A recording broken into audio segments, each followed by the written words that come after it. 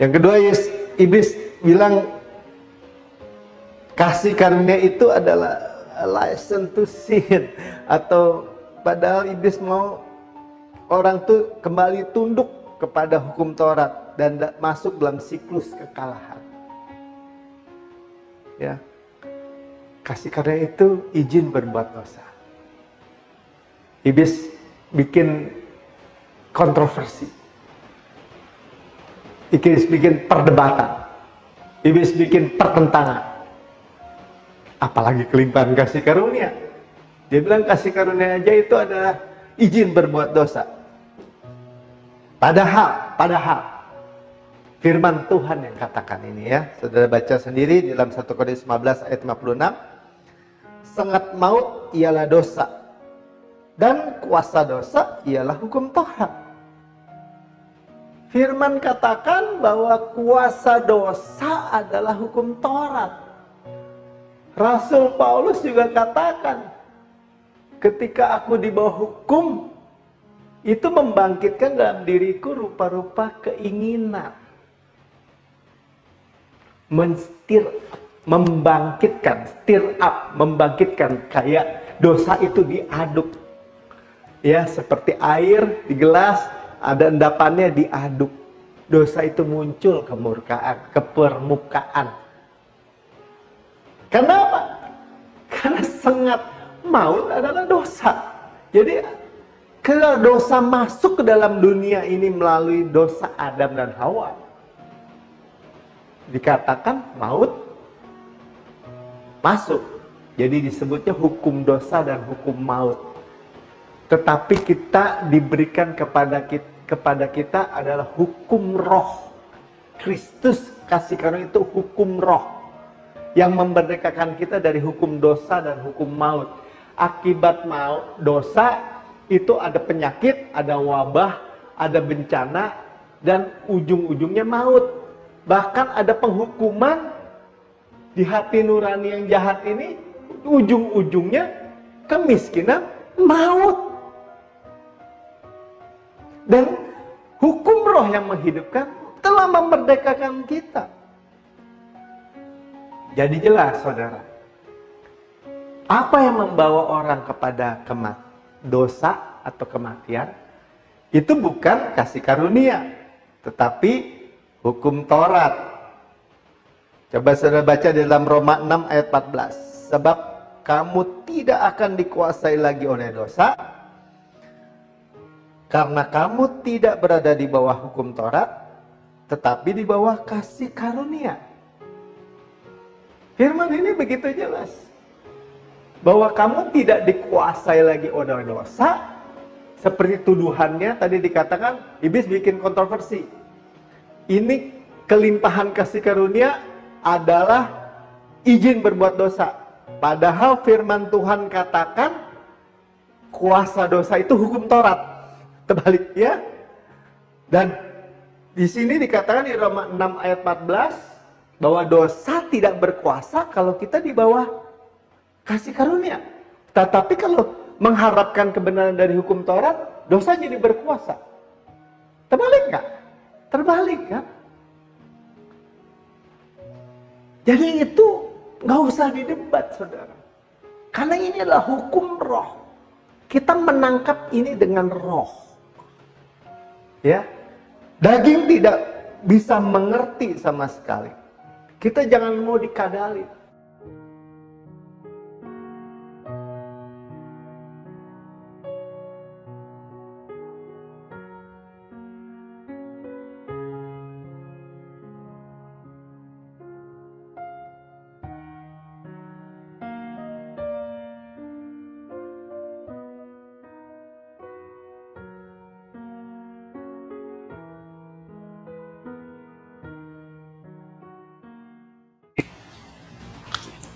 Ya, shalom, saudara yang sangat dikasihi Tuhan, bahkan paling dikasihi Tuhan. Jumpa lagi dengan saya, Pendeta Melkisedek Tanok, dalam tayangan kita ini adalah ciptaan baru. Yang lama, hukum Taurat, tuntutan sudah berlalu. Sesungguhnya yang baru, kasih karunia Allah yang radikal sudah datang. sudah datang buat saudara dan saya. Amin. Dan kita bersyukur kita terus melanjutkan bagian dari bab yang ketiga ya dengan judul kontroversi sekitar Injil kasih karunia. Ya. Jadi bagian yang kedua ini supaya jangan orang menjadi mundur atau defensif. Saudara, kita udah tahu bahwa Tuhan sudah menggenapi hukum Taurat secara sempurna. Bahkan dalam kepercayaan kita bahwa dia sudah bayar lebih. Ya, Tuhan murkanya sudah ditimpa kepadanya, dia masih bernafas dan tidak bisa dibunuh. Ya, dan menyerahkan nyawanya di kayu salib. Menundukkan kepala dan menyerahkan nyawanya. Berarti apa? Pembayarannya lebih. Sama-sama dengan saya katakan lebih. Ya, overpayment. Ya, jadi saudara nggak perlu khawatir lagi. Ya, hukum Taurat sudah digenapi. Jadi senjata iblis sebagai debt collector, penagih hutang, padahal dia kita nggak punya hutang apa-apa dengan dia, karena hukum Taurat dibuat bukan buat mempersenjatai iblis, bukan. Tapi hukum Taurat adalah keadilan Tuhan. Ya, keadilan Tuhan. Jadi kita hutang dosa terhadap keadilan Tuhan. Tapi telah dibayar lunas oleh Tuhan dengan kasih-Nya. Yang lebar, panjang, tinggi, dalamnya nggak ukur. Kasih-Nya Yesus, darahnya Yesus sudah membayar lunas. Dan membayar lebih. Sehingga iblis sudah dilucuti. Jadi dari senjata, iblis sudah dilucuti. Sama-sama katakan sudah dilucuti. Ya. Dan selanjutnya setelah dia dipermalukan, dilucuti, menjadi tontonan umum. Dia berusaha untuk melakukan strategi yang lain. Yaitu apa? Kontroversi sekitar Injil kasih karunia. Kontroversi itu apa? Tadi kita sudah dengar, kalau saudara dengar di tayangan saya sebelumnya, kontroversi itu ada perdebatan, pertentangan di sekitar kebenaran-kebenaran Allah yang luar biasa, semakin luar biasanya kebenaran yang Tuhan sendiri Bapa berikan kepada kita. Semakin dia mau bikin tembok itu semakin tebal. Kita sudah mendengar di bagian pertama, bahwa tentang kesembuhan, bahwa Tuhan sendiri nature-nya adalah kesembuhan, Kristus adalah kesehatan, kesembuhan saya.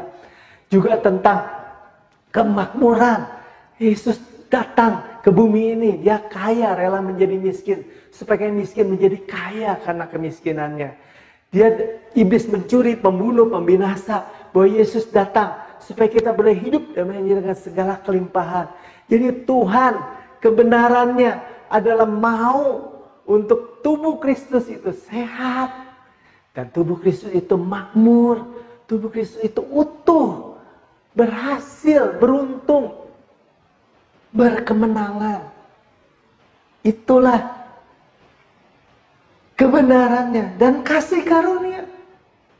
Kita tahu bahwa Tuhan tidak memberikan kita Injil yang lain. Tapi Injil kasih karunia.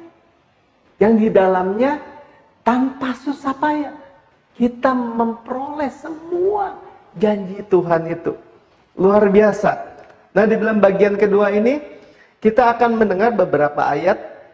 Saudara boleh catat Yohanes 8 ayat 32. Yohanes 8 ayat 32, 1 Korintus 15 ayat 56, 1 Korintus 15 ayat 56, Roma 6 ayat 14, Roma 6 ayat 14, Galatia 5 ayat 4, Galatia 5 ayat 4, Roma 4 ayat 14, Roma 4 ayat 14, Kisah 20 ayat 24, Kisah 20 ayat 24, 1 Korintus 15 ayat 34 bagian A, 1 Korintus 15 ayat 34 bagian A, dan 2 Korintus 10 ayat 4. Banyak ya, saudara jangan takut.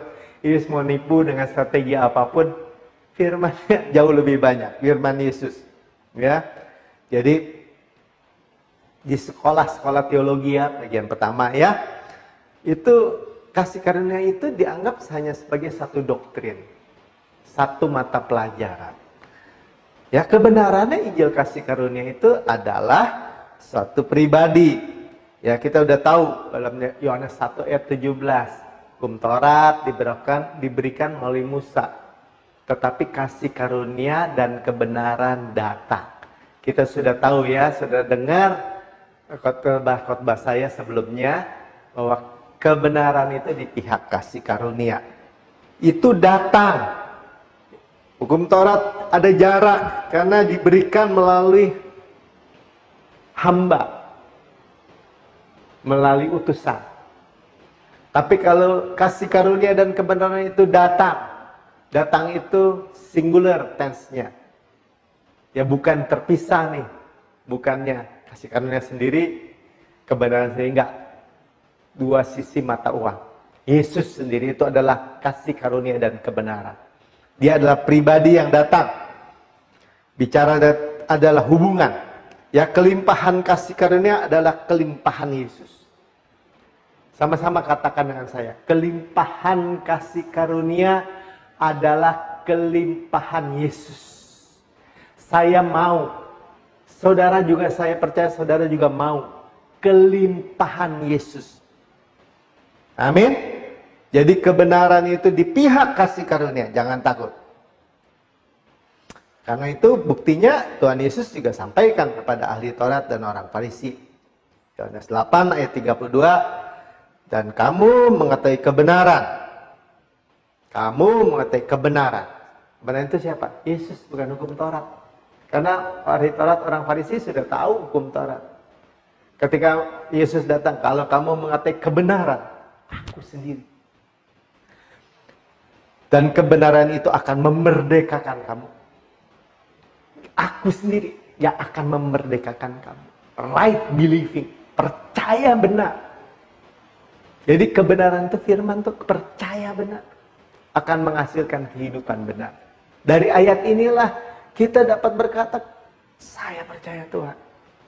Bahwa kepercayaan yang benar akan menghidupkan, memberikan saya kehidupan yang benar.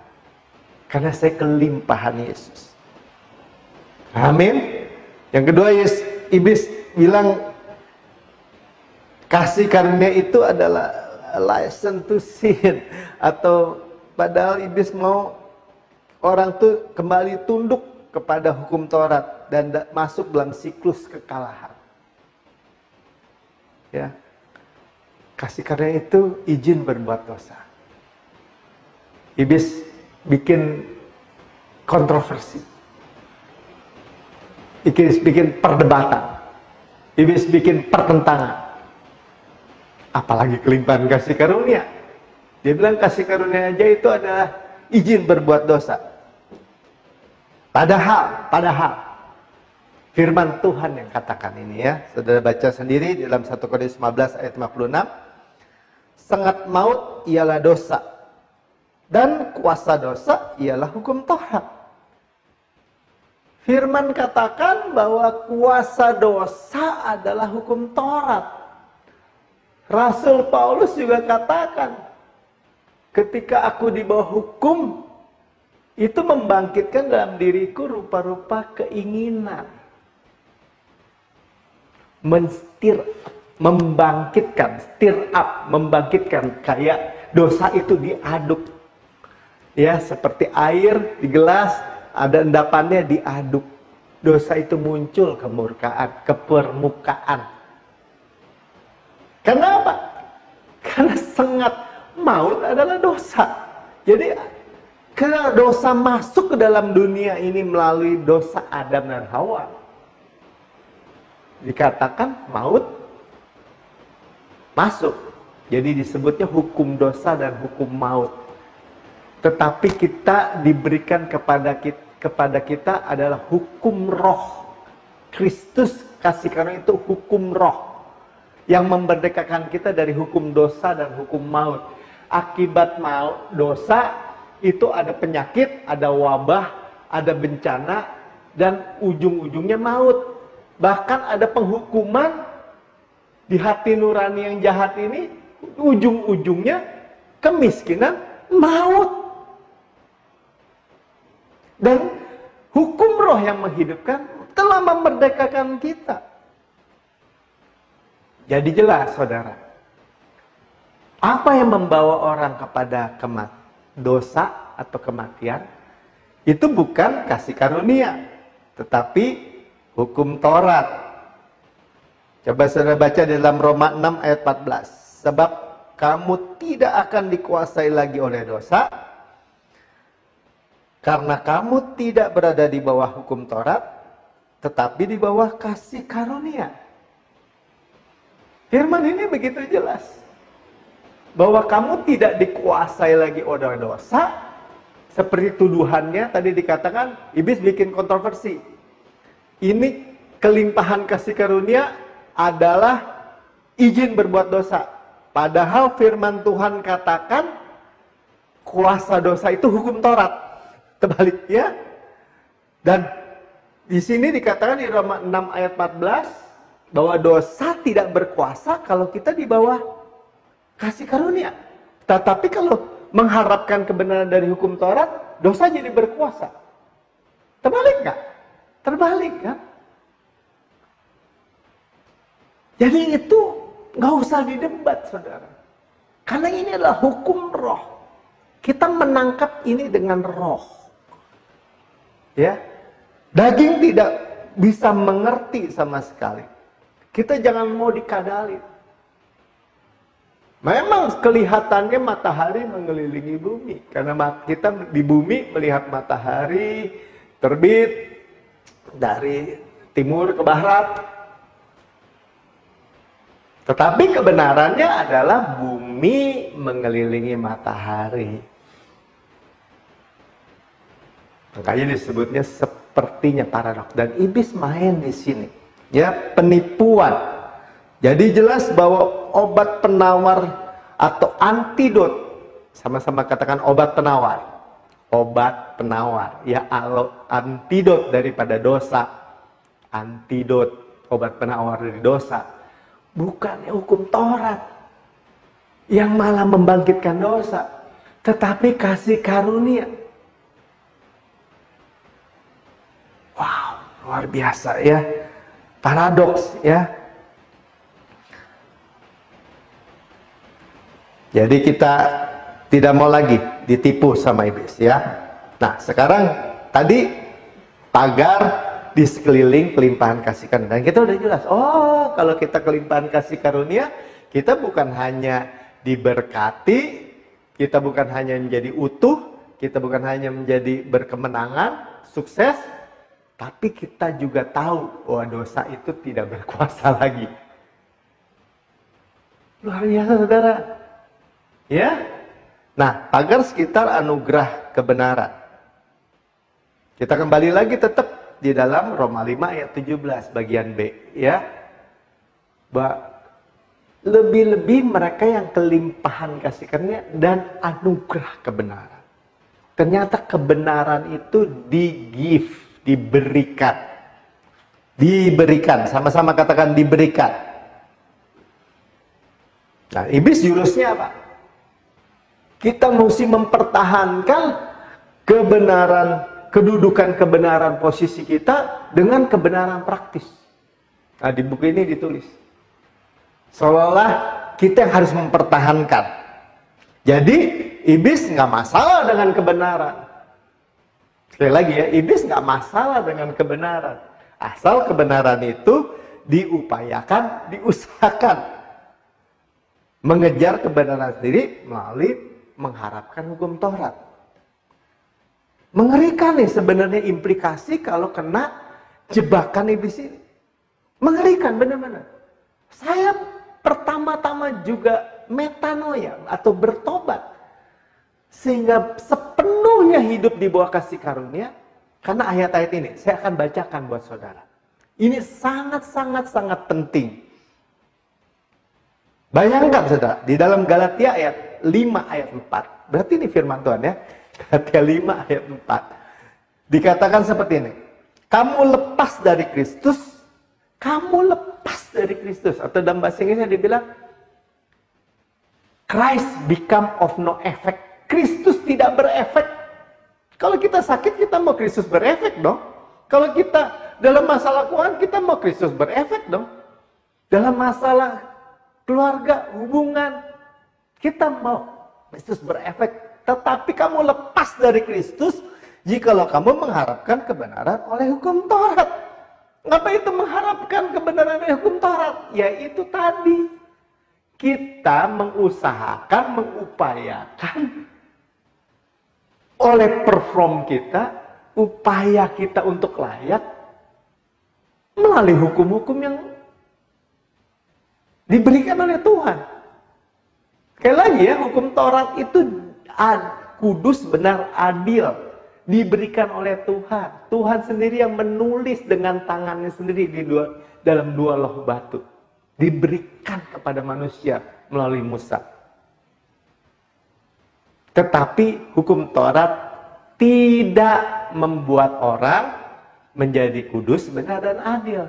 Nolong aja enggak dia. Malah membuat, dalam perjanjian baru ini dikatakan membuat kita lepas dari Kristus. Kristus menjadi tidak berefek. Mengerikan, mengerikan ya. Saya tidak mau. Satu lagi, Roma 4 ayat 14. Sebab jika mereka yang mengharapkannya, sekali lagi kata-katanya itu mengharapkannya dari hukum Taurat. Jadi sekali lagi ya, mengharapkan dari hukum Taurat melalui upaya, usaha, performance, upaya diri ya untuk layak menerima bagian yang dijanjikan Allah. Kalau lewat upaya diri itu dapat janjinya Allah, ya, maka Rasul Paulus katakan di dalam Roma ini, maka sia-sialah iman dan batalah janji itu. Saudara, mengerikan kan?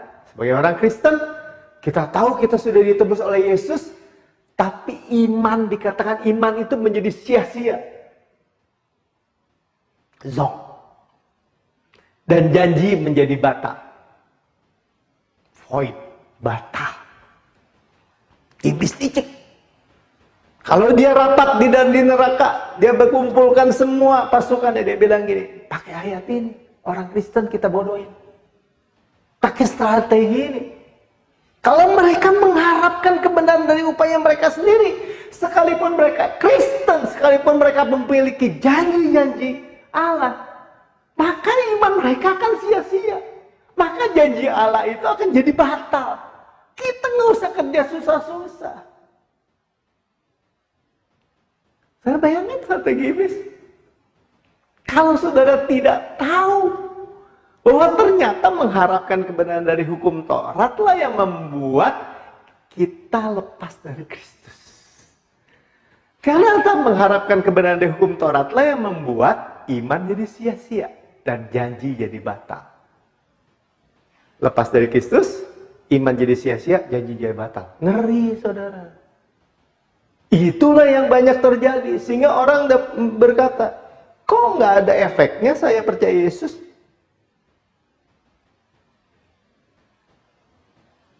Jadi jalan Tuhan itu melalui kasih karunia, saudara.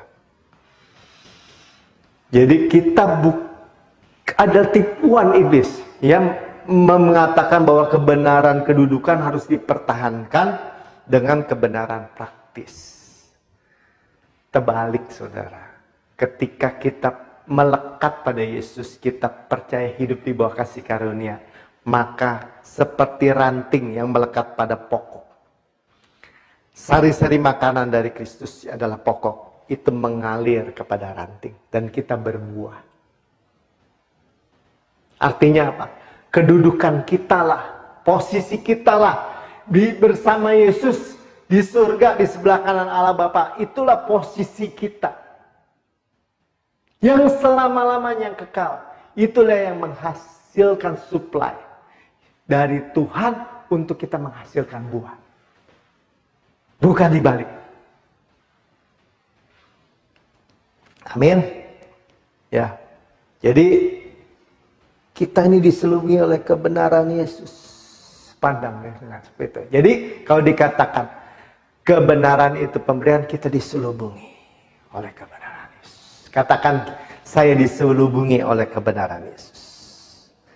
Ya, tadi dalam bagian pertama saya masuk terus dikatakan, wah kalau gitu kelimpahan kasih karunia itu adalah izin berbuat dosa atau Injil kemakmuran. Nggak ada. Ya, kita tadi udah dengar ya, ternyata dosa itu kalau kita mengharapkan dari hukum Taurat atau hidup di bawah hukum Taurat, itu fallen from grace, jatuh dari ketinggian kasih karunia. Hukum kasih karunia lebih tinggi. Orang masih mau mengharapkan kebanyakan dari hukum Taurat, itu jatuh dari ketinggian itu ke bawah lagi. Dan hidupnya di bawah penghukuman.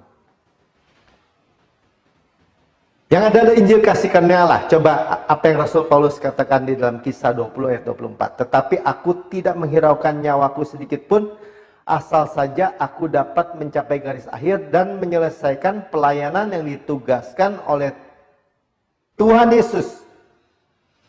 Ya, ini mandat kuasa yang diberikan oleh Tuhan Yesus. Rasul Paulus tidak takut pertentangan, perdebatan, kontroversi yang diserang kepada dia. Dia bilang ini, aku tetap berdiri teguh. Tidak meladeni pertentangan, perdebatan. Karena udah tahu ini strategi iblis. Supaya apa? Supaya orang mundur, supaya orang tersinggung, supaya orang defensif. Ya, ini yang sering saya hadapi juga. Ya, ketika saya menerima kasih karunia, saya pikir saya sendirian. Pertama sih nggak seperti itu. Saya pikir semua orang Kristen pasti akan menerima. Karena semuanya Alkitabiah, ada ayatnya. Dan memang bukankah begitu kita sebagai orang Kristen dipandang oleh kepercayaan lain? Enak aja loh, dosa lo sudah ditebus, sudah diampuni. Enak aja, ada juru selamat. Tetapi ketika kita menjadi Kristen dan dengan sesama Kristen, ada orang Kristen lain bilang, enak aja loh. Aneh kan? Padahal itulah esensi keselamatan kekal, penghapusan segala dosa, past, present, future selama-lamanya, keselamatan kekal selama-lamanya, tidak bisa hilang selama-lamanya. Kenapa? Karena yang bayar, karena darah yang kekal, karena penebusan yang sempurna. Tetapi ya, orang bisa memberikan tuduhan-tuduhan.